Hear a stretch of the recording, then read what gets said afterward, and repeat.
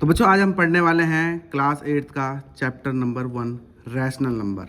तो rational number के बारे में पढ़ने से पहले हम जानेंगे पहले कुछ नंबर्स के बारे में।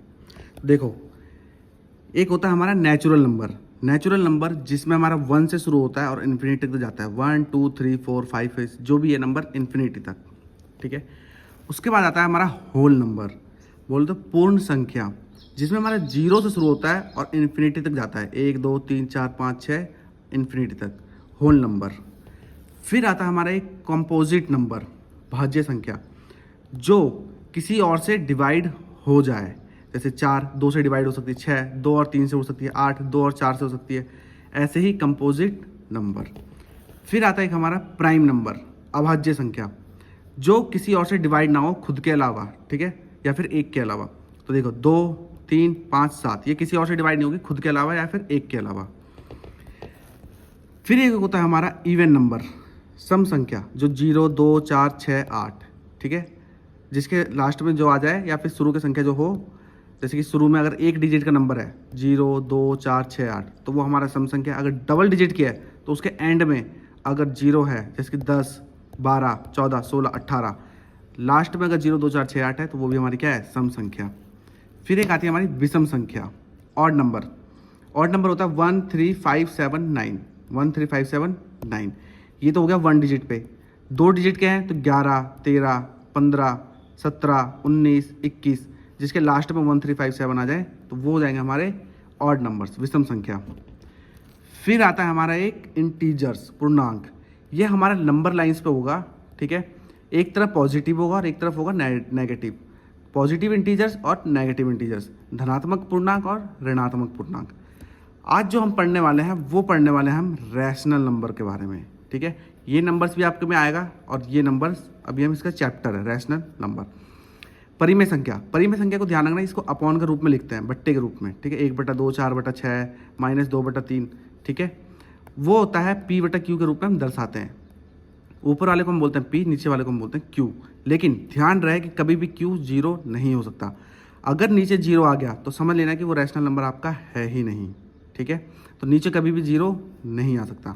पहली कंडीशन तो ये हो गई कि अपॉन में रहेगा ये। दूसरी कंडीशन ये है कि ये डेसिमल में भी आ सकता है, लेकिन डेसिमल में जब ही आ सकता है जब उसका जो डेसिमल है पूरा खत्म हो जाए। जैसे कि मैं 2 को 1 से डिवाइड करूँगा तो 0.5 आ जाएगा, वहीं पर खत्म हो जाएगा, ठीक है।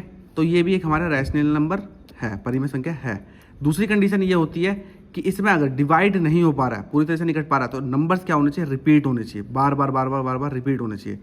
जैसे कि मैंने 1 को अगर मैं 3 से डिवाइड करूँगा, मैं 1/3 करूँगा मैं, तो ये क्या करेगा, 0.33333 ये रिपीट होने लगेगा। तो ये भी हमारा एक रैशनल नंबर है।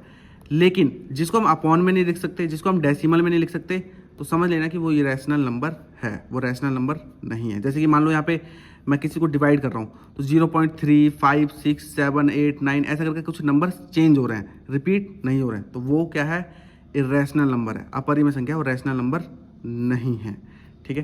तो चलो अब हम आते हैं चैप्टर्स पे। चैप्टर नंबर 1 में, ठीक है, पहले हम देखेंगे closure property, add, subtraction, multiply और डिवीजन में। तो पहले हम सबसे पहले हम देखेंगे क्लोजर प्रॉपर्टी रैशनल नंबर में, कि रैशनल नंबर जो है क्लोजर प्रॉपर्टी में क्लोज कर रही है या नहीं कर रही है। जैसे कि 1/2 + 4/2 कितना होता है, 5/2। तो ये क्या बन रहा है, हमारा रैशनल नंबर बन रहा है, ठीक है। इसको अगर मैं जोड़ूंगा तो ये क्या आ जाएगा, 5/2 आ जाएगा। तो ये रैशनल नंबर है। सब्सट्रैक्शन में देख लेते हैं एक बार हम। सब्सट्रैक्शन में भी अगर मैं माइनस कर रहा हूँ 5 - 2 और 8 का, तो ये आ रहा है 3/8। तो ये भी क्या कर रही है, ये भी क्लोज कर रही है। तो ये भी अपॉन में आ रहा है, तो इसका मतलब ये भी क्या है, क्लोज कर रही है। एक बार मल्टीप्लीकेशन में देख लेते हैं। मल्टीप्लीकेशन में 2 × 3 5/7। तो मैं देख रहा हूँ इसको मल्टीप्लाई करके, 2 × 6 6 5 7 5 35। तो ये भी क्या आ रहा है, अपॉन में आ रहा है। तो ये भी क्या है, एक रैशनल नंबर है, क्लोज कर रही है प्रॉपर्टी। अब एक बार डिवीजन में देख लेते हैं। डिवीजन में क्या है कि 2/5 2/7 डिवाइड बाई में 5/13 3।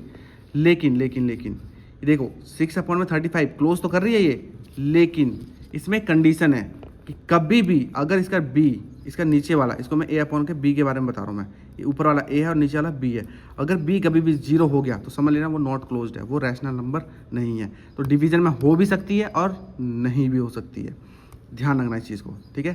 तो रैशनल नंबर हो भी सकता है और रैशनल नंबर नहीं भी हो सकता है, इसमें कंडीशंस अप्लाई होंगी, ठीक है। तो ये हो गया हमारा क्लोज प्रॉपर्टी। इसमें हम देख चुके हैं कि इसमें सभी में रैशनल नंबर्स हो रहे हैं लेकिन डिवीजन में श्योर नहीं है, ठीक है। अब हम पढ़ेंगे कम्यूटेटिव प्रॉपर्टी, ठीक है। विनिमय गुणधर्म करती है, विनिमय गुणधर्म का पालन। चलो हम देखते हैं। तो कम्यूटेटिव प्रॉपर्टी में हम देखेंगे एडिशन में, सब्सट्रैक्शन में और डिवीजन में, मल्टीप्लिकेशन में कि क्लोज कर रही है या नहीं कर रही है, ठीक है। लेकिन इसकी एक खास बात यह है कि जैसे कि मैं 2 + 6 कर रहा हूँ, 8 आ रहा है, तो 6 + 2 करूँगा तो वो भी 8 ही आना चाहिए।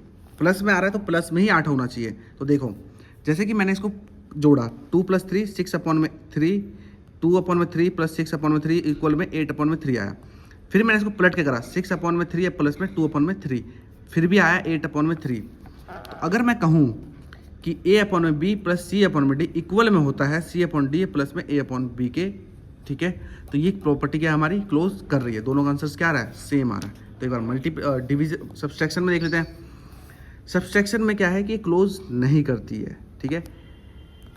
a/b - c/d नॉट इक्वल होता है a/d के माइनस में c/d माइनस में a/b के। तो देखो यार चेक करते हैं, -5/6 माइनस में 3/6, इसको अगर मैं माइनस, इसको मैं कर रहा हूँ, इसका मैं एलसीएम वगैरह लेके, तो इसका आ रहा है 2/6, 2/6। लेकिन जब मैं इस संख्या को जब मैं पलट रहा हूँ तो ये आ जा रहा है मेरा -2/6। तो ये नॉट क्लोज है, ये क्लोज नहीं कर रही क्योंकि एक जगह प्लस में आ रहा है और एक जगह माइनस में आ रहा है। तो सब्सट्रैक्शन में नॉट क्लोज, ठीक है। तो एक बार हम इसको चेक करते हैं मल्टीप्लिकेशन में, ठीक है। तो मल्टीप्लिकेशन में भी चेक कर लेते हैं एक बार। तो मल्टीप्लिकेशन में देखो 3 × 6 18, 7 × 2 14। तो इसका मैं मल्टीप्लाई कर रहा हूँ 18/14 आ रहा है। अब मैं इसी नंबर्स को मैं क्या कर रहा हूँ, पलट रहा हूँ, इसको मैं इधर कर रहा हूँ, इसको मैं इधर कर रहा हूँ। 6/2 इस साइड लिया है, 3/7 इस साइड लिया है, मैं फिर भी मल्टीप्लाई कर रहा हूँ तो ये भी आ रहा है। तो a/b इंटू में c/b, c/a इक्वल में c/d इक्वल में a/b के बराबर होता है। तो देखो 18/14 और 80/14, तो इसमें भी क्या कर रही है, प्रॉपर्टी क्लोज कर रही है, दोनों में क्या हो रहा है, बराबर आ रहा है। डिवीजन में भी चेक कर लेते हैं एक बार।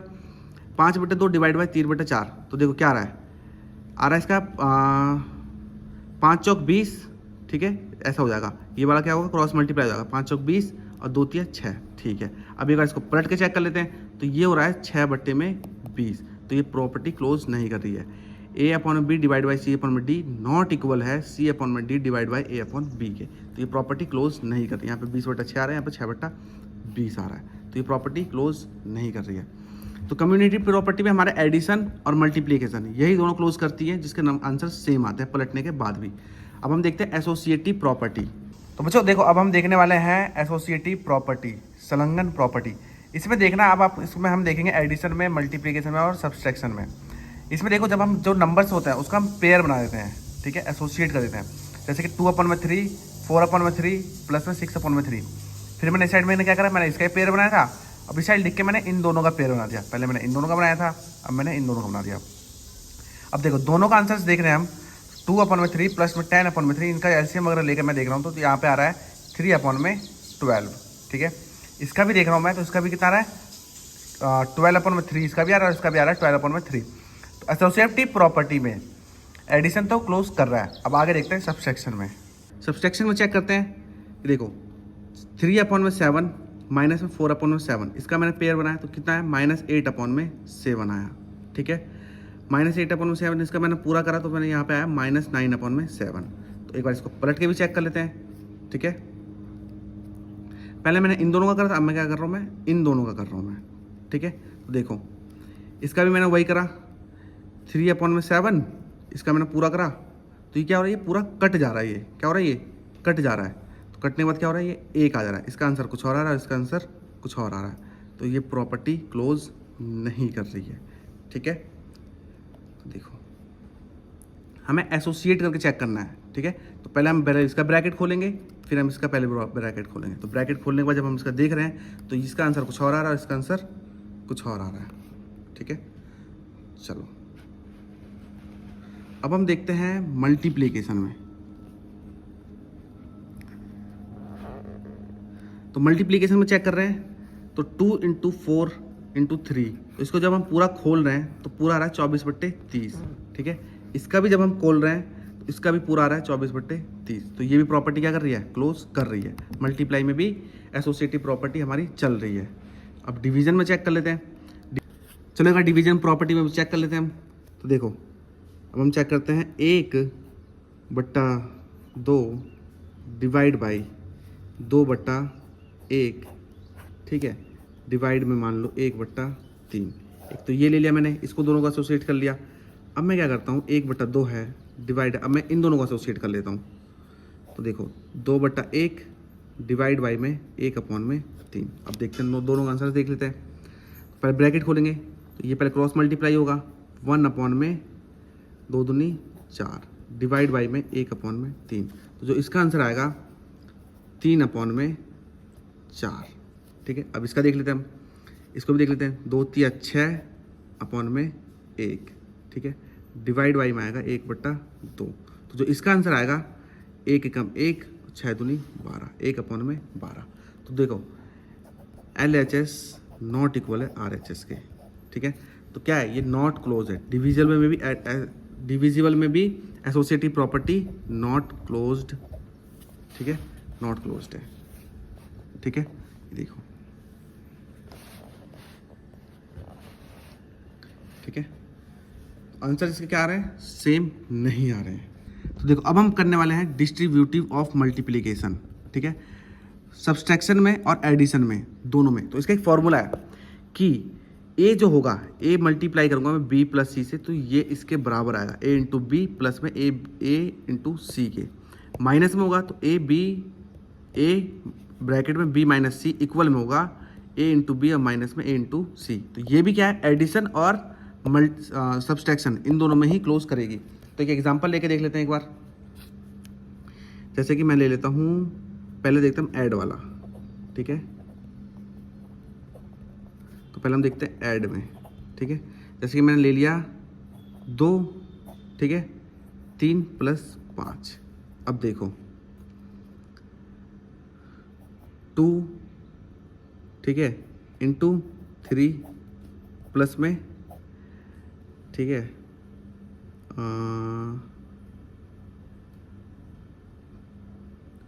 2 इंटू में सी क्या है हमारा 5। अब देखो 2 3 6 प्लस में 2 पंजे 10, 16 आ गया इसके। 2 3 6, ठीक है, 2 3 6 और 2 पंजे 10, दोनों से मल्टीप्लाई होगा। ठीक है, 16। तो ये भी कितना हो गया, 16। देखो बराबर आ गया ना, 16 ये भी है, 16 ये भी है। ठीक है, दोनों बराबर हो गया। अब हम देखते हैं एक बार सब्सट्रैक्शन में, इसी चीज़ को अब हम देखते हैं सब्सट्रैक्शन में। ठीक है, तो देखो 2 इंटू में 3 माइनस में 5 इक्वल में होना चाहिए 2 इंटू 3 माइनस में होना चाहिए 2 इंटू 5। अब देखते हैं 2 3 6 माइनस का 2 पंजे 10 इक्वल में 2 3 6 माइनस में 2 पंजे 10 इक्वल में देखेंगे तो माइनस का 4 और यहाँ पर भी माइनस का 4। तो इसमें भी क्या कर रही है, क्लोज्ड कर रही है। ठीक है, तो ये इसका फॉर्मूला है। ठीक है, कि ए जो होगा एडिशन में A B plus C equal में होगा A into B plus A into C के। तो ऐसे ही यहाँ पर भी है सब्सट्रैक्शन में। ठीक है, तो ध्यान रखना। तो ये हो गया हमारा डिस्ट्रीब्यूटिव प्रॉपर्टी, जिसमें एडिशन और सब्सट्रैक्शन दोनों में काम करेगी। फिर आता है हमारे पास द रोल ऑफ जीरोज।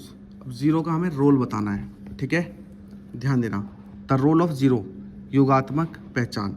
ठीक है, जिसमें अगर हम किसी भी, ठीक है, रैशनल नंबर को, इंटीजर्स को या किसी को भी, ठीक है, 0 से जोड़ेंगे तो उतना ही आएगा। 2 को मैंने 0 से जोड़ा 2 ही आया, 0 को 0 से जोड़ा 0 आया, -3 को 0 से जोड़ा -3, 3/5 को 0 से जोड़ा मैंने 3/5। तो ये क्या होता है, ये रोल ऑफ जीरो होता है।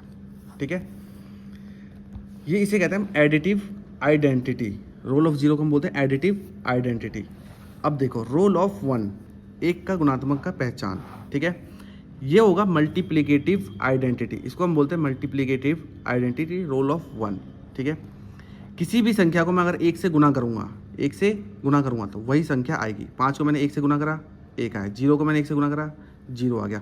-5 को मैंने एक से गुना करा, -5। 3/5 को मैंने एक से गुना करा, 3/5।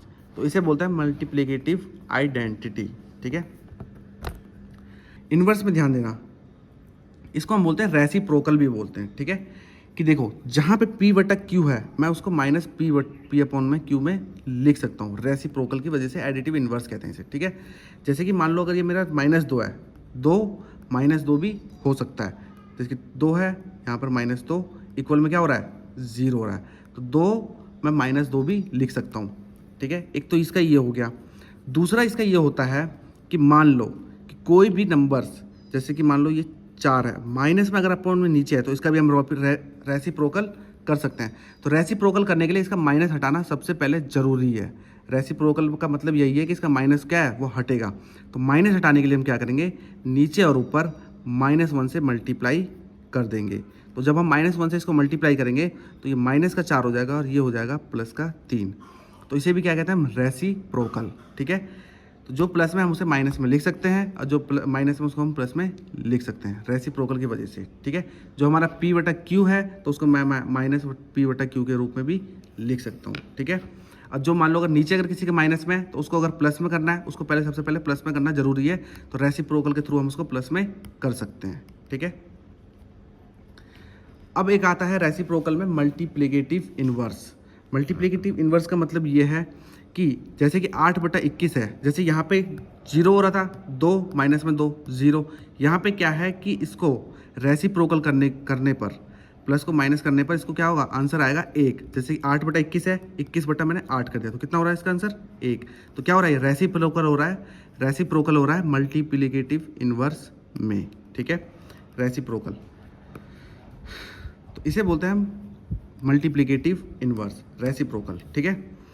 तो दो हमारे पास इन्वर्स है, एक एडिटिव इन्वर्स है जिसमें हम प्लस को माइनस करते हैं, ठीक है, प्लस माइनस अगर दोनों करेंगे तो क्या होगा, 0 हो जाएगा, ठीक है। और रेसिप्रोकल के थ्रू हम उसको माइनस को हम प्लस में कर सकते हैं, ठीक है। दूसरा इसमें आता है rational number on number line, ठीक है। नंबर्स लाइन पे रैशनल नंबर हमें फाइंड करना है। तो 0 है, 1 2 3 4 5 6, एक तरफ पॉजिटिव और एक तरफ किसमें आएगा, नेगेटिव में। तो जैसे ही क्वेश्चन आएगा तो मैं आपको बताऊंगा इसमें कैसे हम रैशनल नंबर इसके अंदर फाइंड करेंगे, ठीक है। तो चलो अब आते हैं हम चैप्टर नंबर 1 पे, एक्सरसाइज 1.1 देखते हैं। तो देखो बच्चों, ये हमारा है एक्सरसाइज 1.1, ठीक है। इसके छोटे से क्वेश्चंस हैं, बस इसे ही निपटाने हैं। तो देखो ये बोला name the property under which multiplication used in each of the following. तो कौन कौन सी प्रॉपर्टी इसमें यूज हुई है तो वो हमें बताना है। तो दोस्तों इसमें आप देखोगे इस वाली बुक्स में ना ये क्वेश्चन और ये क्वेश्चन सेम है, लेकिन इन दोनों के आंसर्स अलग अलग है, क्योंकि ये क्वेश्चन जो है ना ये वाला, ये गलत प्रिंट हुआ है। जो रियल वाली बुक है, ठीक है, जो दूसरी वाली बुक है उसमें ये वाला क्वेश्चन से ऐसे, पहला क्वेश्चन है हमारे पास ये वाला, दूसरा वाला सेम है, तीसरा वाला भी सेम है, लेकिन पहला वाला क्या है इसमें अलग है, पहला वाला गलत से यही वाला सेम वाला प्रिंट हो गया। तो ये पूछ रहा है कि कौन कौन सी आइडेंटिटी यूज हो रही है इन तीनों में। तो देखो यहाँ पे आप चेक कर रहे हो, -4/5 इंटू में 1 है, यहाँ पे कितना आ गया, 1 आ गया, ठीक है।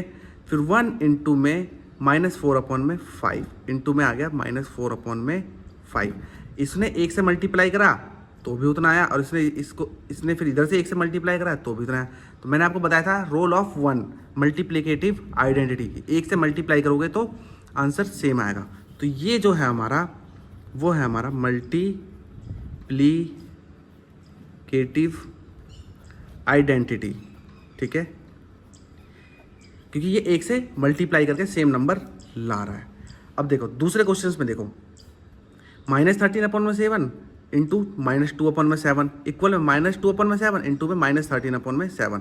तो आप इसको चेक करोगे तो पहले 2/7 इधर था और 2/7 किधर आ गया, इधर आ गया।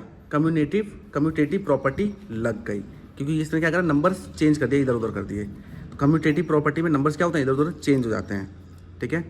तो कौन सी प्रॉपर्टी लग गई, कम्यूटेटिव प्रॉपर्टी, ठीक है। अब तीसरे में बोल रहा है कि -19/29 इंटू में 29/19। तो हमने एक पढ़ा था मल्टीप्लिकेटिव इन्वर्स रेसिप्रोकल में, ठीक है। -19/29 रेसिप्रोकल कर दिया इसका, 29 में माइनस का 1। तो इसको क्या होता है इसका आंसर, जब हम रेसिप्रोकल करते हैं मल्टीप्लिकेटिव इन्वर्स लगाते हैं तो उसका आंसर हो जाता है 1, ठीक है। जैसे कि 6/18 है, मैं उसको 18/6 कर दूंगा तो आंसर कितना आएगा 1, क्योंकि दोनों से दोनों क्या होगा कट जाएगा सबसे, और आंसर आ जाएगा 1, ठीक है।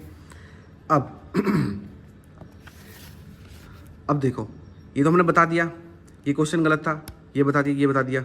अब देखो इसने बोला name the property which allow you to compute. तो कौन सी प्रॉपर्टी जो हमें अलाउ करती है इसको ऐसे अरेंज करने के लिए, इसको ऐसे अरेंज करने के लिए, ठीक है। जब आप देखोगे तो ये एसोसिएट हो रही है, क्या हो रही है ये एसोसिएट। तो ये क्या है, ये एसोसिएटिव प्रॉपर्टी, एसोसिएटिव प्रॉपर्टी, ठीक है। तीसरा पूछ रहा है ये the product of two rational number is always आ। जब हम दो रैशनल नंबर को जोड़ते हैं तो रैशनल नंबर आता है, ठीक है। हमने ये क्लोजर प्रॉपर्टी में भी चेक करा था, ठीक है। जब हम दो नंबर को रैशनल नंबर को आपस में जोड़ेंगे तो रैशनल नंबर ही मिलेगा, ठीक है। तो ये होता है हमारा एक्सरसाइज 1.1 खत्म।